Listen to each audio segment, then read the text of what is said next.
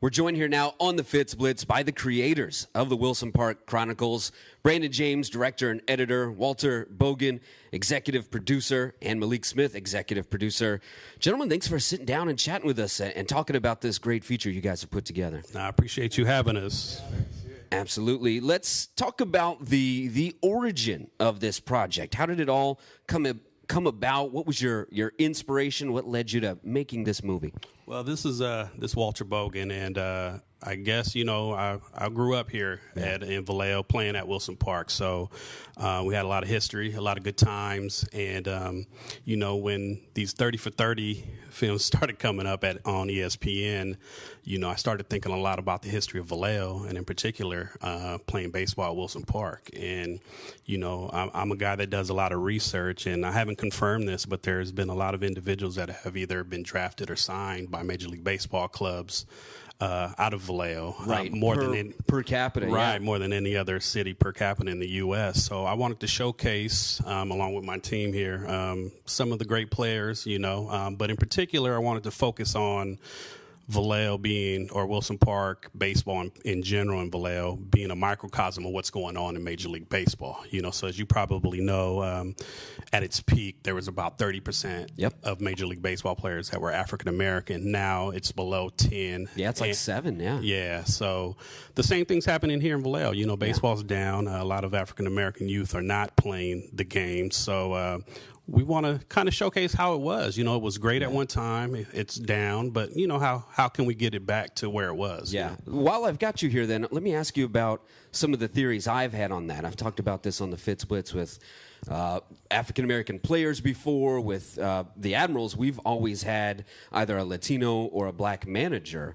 We've had a predominantly African American team, and I grew up, before we started recording, I talked about how I'm from St. Louis. I grew up on Ozzie Smith, Willie McGee, Vince Coleman, Terry Pendleton, that 27% African-American time period before we are where we are now. So I've had a few theories on it. One theory I wanted to get your thoughts on, a lot of times the big parent clubs, big major league clubs, they're investing a lot, say in Latin America, places like that. Less so in inner city. You got your RBI league, things like that, but they're not quite building facilities and camps like they do in Venezuela, things like that. There's also just kind of the nature of baseball, the slow climb through the minors versus you're drafted in the other sports, you're probably plugged in. You might be a $100,000 millionaire right away. And also just sort of the nature of baseball. It takes 9 of you with bats and gloves. And basketball, you got a ball in a park, you show up, game on. You got a football in an open field, you show up, game on. What are some of your theories related to those, completely different from those, where you think why this has changed demographically in baseball? I think you hit it right on the head. I mean, the economics of it, to begin with, just in regards to, as you mentioned, Major League Baseball or baseball in general has not been marketing itself to the inner cities or whatnot, to the African American youth or even Latino youth that are in the U.S. So I think you're right. So they're spending a lot of money in Latin America, but I think that's going to change just in regards to the economics, because I see a lot of Latin American free agents are getting big time dollars now, in terms of signing huge contracts. So there's, Major League Baseball is gradually starting to do some things, with the urban academies, the first one being in Compton. Now I believe there's one in D.C., in New Orleans, Houston, or a couple of other cities. So I think they're coming around, but, I think they have a long ways to go, and I think a lot of that has to do with the marketing of the game. But I think you're right. It's a slow game. But you know what? It was huge at one time, especially in the African American community. There's a lot of African American greats that have come out of Major League Baseball or that had played Major League Baseball here locally. Your Ricky Hendersons, your Dwayne Murphys that played at with the Oakland A's, your Jimmy Rollins, recently. So I think it's doable, but we need some help on all fronts. From the grassroots level all the way up to Major League Baseball. In particular, why do you think it's maybe changed even in Vallejo? The economics, I think we touch upon this in in the movie. The closure of Mare Island was huge. A lot of individuals, families had to move, or if they didn't have the means in regards to having a job on Mare Island. That compounded with the rising cost of baseball with these travel teams or whatnot. So it's like one or the other. Do we survive, or do you play baseball in the neighborhood? And so you take both of those, those actions in, and you're pretty much looking at, a lower participation rate in regards to individuals playing baseball. Right. What were some of the early stages of this movie like, of putting it together, organizing the people you would interview, things like that, just sort of spreading the word about this project, getting the interest up, and getting people to be interviewed, some of the great ball players that have come out of Vallejo? Yeah, this is Brandon James, the director and editor. I think the beginning steps, Walter, he was a great mentor for me through college. Nice. So that's kind of how our relationship really began and kind of deepened to where he trusted that I could kind of capture the image of Wilson Park Chronicles. So I came in as an outsider into Vallejo because I'm from SoCal. Oh, okay. From Los Angeles area. So I came in and, I didn't know about any of this stuff. And it really just kind of opened my eyes. My interest was to make a documentary. I wanted to build my portfolio. But then actually hearing all of these guys coming from this community talking about, all the intimate stories that they had in childhood and transitioning to the big field at Wilson Park, it was really just kind of insightful for me, and I felt like I became part of the community just through hearing what they were saying. And Walt can kind of touch on like more of the, bringing together who he should interview, but as far as cutting it together, it was simple because everyone kind of was saying this, they're the same thing in their own merit. And so the spirit of the documentary, everybody already had it. And so it was just about us piecing it together to make it flow well. And I became a baseball fan through this whole experience. So I'm always a basketball fan first, right but on. Baseball is definitely something that I look into now, and just because of this documentary. So Right on. it was definitely great. Yeah. It's kind of what you're talking about there, Walter. A young guy who maybe baseball wasn't always at the forefront, and this sort of sparks the interest. Exactly. And I'm Right. glad you said there, Brandon, that you talked about how you didn't really have to create the theme. Everybody was kind of on the theme already. They had already felt that inside, and you just sort of brought it out. Yeah, and I think this was a story that's already been told because people talk about it all the time. Yeah.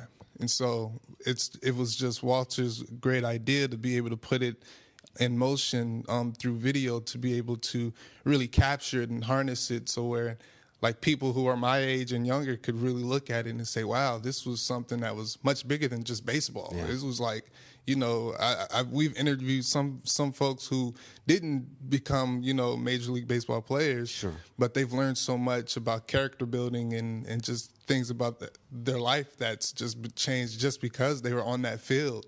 And just the competitive nature of it, and just the fire and will that they had on that field kind of prepared them to be just great men in general. So, yeah, it was great. What would you say is sort of the major theme or takeaway an audience will get from the movie when they watch it?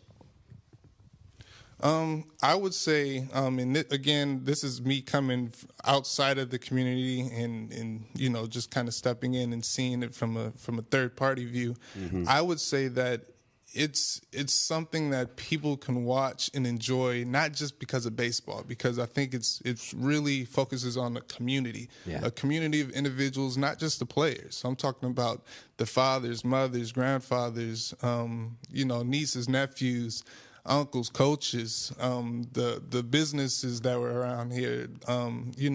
Everybody just came together on these days where they would go play baseball, and it was a community. It was a competitive community. It was a thriving community, and everybody just kind of came together, like I said, and just had a great time. Malik, what would you say some of the major takeaways an audience will get from this movie? Malik Smith, one of the executive producers, but excuse me. Exactly. I think that people will take away the fact that Vallejo was this huge community surrounded around baseball. Yeah. You know, there was so many things that that we gained from, you know, just playing at that park. You know, relationships were built. This is my childhood Okay, friend. awesome. So we go way back. So, you know, when this project actually, you know, started to develop, it was his original brainchild. He was like, man, look, you know, again, 30 for 30 was coming out with, you know, these different pieces. And like he said, we wanted to kind of capitalize and touch on, you know, some of the things that, you know, happened here in Vallejo. And, you know, to this day, Wilson Park was responsible for so many relationships, down to networking and just this family and community that, you know, was the centerpiece, you know, Wilson Park being the centerpiece. So, yeah, I mean, I think people are going to come away with just a sense of community, you know, that Vallejo and Wilson Park had, you know, I guess, supported us. Right, absolutely. I'm glad you guys are doing this movie. Like I said, I'm from St. Louis. I moved to the Bay Area in '98. I was in San Francisco for about 11 years, then Oakland for about 4 or 5, then came up here to Vallejo in 2013 to be the broadcaster of the Admirals, media director of the Admirals. And as I started to immerse myself in Vallejo's baseball history, it's like, man, I just keep coming up with one after another. Longmire, Garrido, Buckner, Cece. It just, you know, the list kind of keeps going as far as your big leaguers. And then you delve so many levels below that. Was there anything in this, Walter, where you maybe even learned, wow, I didn't know that, or some of the stories that are maybe some of your favorites out of this? Probably nothing new, Okay. you know, but, you know, I think the biggest thing would be that, you know, first of all, I just want to point out that this is not like a complete history of Wilson Park, Sure. right? So just kind of focusing on a few items, whatnot that we've discussed. But, yeah, some of the things that, you know, kind of, you know, caught my attention, I would say, would be like the Kevin Deans and the Tony Longmires when we were talking about, you know, playing cup ball over the line and strikeout, and how that translated to game situations, you know, to get better. You know, at the time, you know, we're not thinking of it in that nature. You know, we're just being competitive and we're playing a game. And, you know, everyone was pretty good, you know, that was playing out there. But to hear them as adults and say, hey, you know what? These games made us better, you know, and that you know, I got a lot out of that, you know, and I just kind of looking at the film, looking at the final product and hearing this and just kind of shaking my head and saying, yeah, you know, you're right. You know, you could have been a 9-year-old facing a varsity pitcher, you know, and there was no letdown from that varsity pitcher. You know, they're coming at you in a game of strikeout. You know, they don't care if you're 9 years old playing in Little League. You know, they're coming with John Hardy's coming with his fastball, you know, and that's what I remember facing John Hardy, who was 4 years older than me. But, you know, we got better. Everyone got better. And as Brandon and Malik mentioned, it was competitive. And, you know, and you'll hear, you know, I believe it was Corey Diggs say it was competitive during the week and weekends, but after the games, it was all love, you know, so. That's good to hear. What is? How can people get a hold of the movie, watch it, if they're unable to, they weren't able to make the premiere? So they should tune in to our Facebook page, Wilson Park Chronicles on Facebook. And what we're going to do is have it be able to be downloaded March 1st, we believe. Awesome. Because we have another premiere at UC Santa Barbara where I work.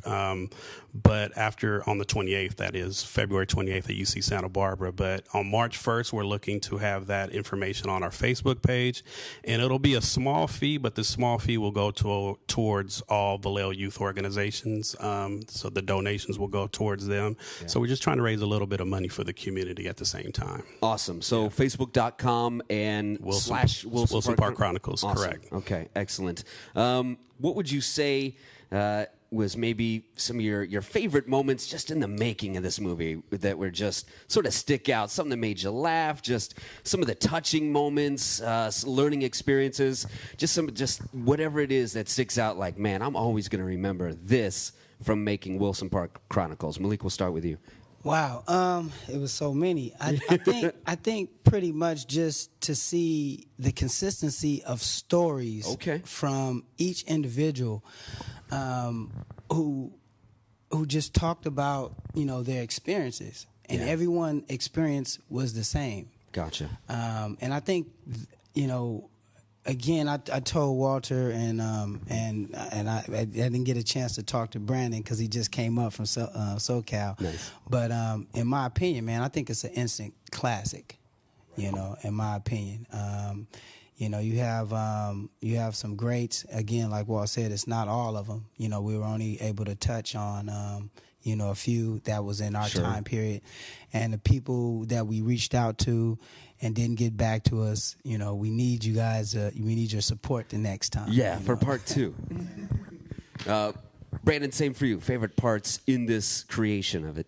Yeah, I would say as a whole, it really kind of, for me as a filmmaker, it made me really evaluate just my whole experience, because this has been like a 3-year thing. So we've been coming back and forth to Vallejo and getting things, and my skill level has changed throughout the whole thing. Okay. But it came together in a great way to where I can look at it, and just like how everybody from Vallejo in the community is looking back at their childhood and everything, I could look back over these last 3 years and I could have that same connection. I feel like Vallejo is almost a home away from home where Second I grew home my now, talent. yeah. So yeah, it was great in that way, and what everybody else is saying.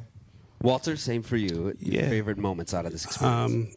I think just the end product, right? So it was just a situation where, as Malik might have mentioned, or Brandon might have mentioned,